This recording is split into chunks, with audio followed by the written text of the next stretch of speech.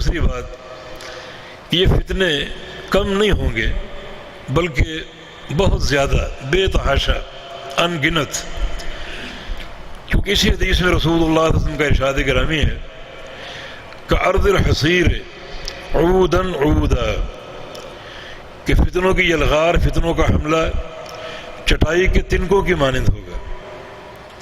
آپ نے چٹائی دیکھی ہو، وہ تنکوں سے بنتی ہے، تنکوں کو رسی سے منسلک کر کے ملایا جاتا ہے، 1 2 4 تنکے چٹائی نہیں بناتے، بلکہ ایک تنکا، پھر دوسرا، پھر تیسرا، پھر چوتھا، پھر 10واں، پھر 100واں، اور جتنی طویل چٹائی مطلوب ہو، تو یہ تنکے مل کے چٹائی بنتی ہے۔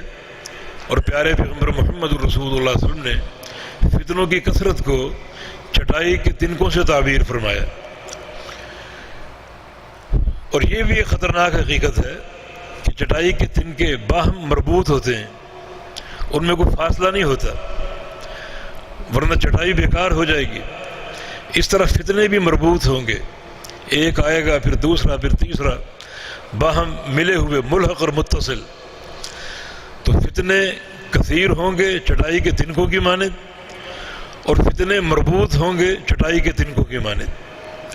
تو یہ دو خطرناک حقائق ہیں، فتنوں کا حملہ دلوں پر ہوگا، اور فتنے بڑی کثیر تعداد میں ہوں گے، کثیر تعداد میں۔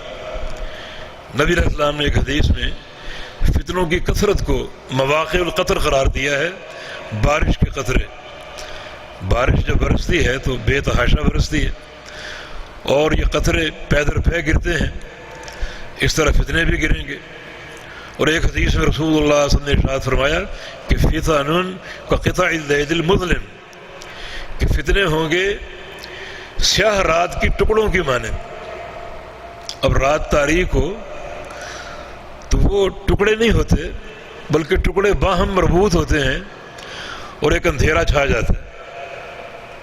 تاریک رات میں ایسا نہیں ہوتا کہ تاریکی ہو پھر نور ہو، پھر تاریکی ہو پھر نور ہو، بلکہ تاریک رات وہ ہے جس میں اندھیرا ہی اندھیرا ہو۔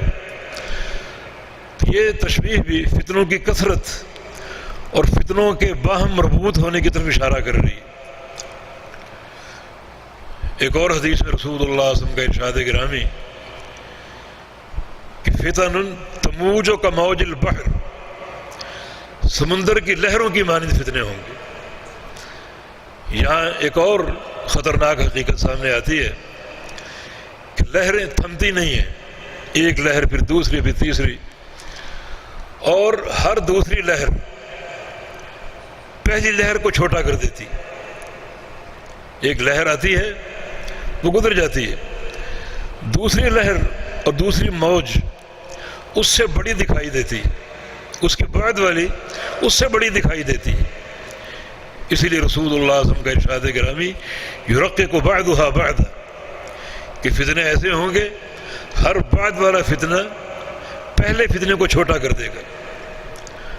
انسان ایک فتنے کو دیکھے گا اور کہے گا ہذہ مہلکتی، یہ فتنہ مجھے نہیں چھوڑے گا، برباد کر دے گا، پھر وہ گزر جاتا ہے، دوسرا اس سے بڑا برآمد ہوتا ہے، تیسرا اس سے بڑا برآمد ہوتا ہے۔ تو یہ حقائق، خطرناک حقائق فتنوں کے تعلق سے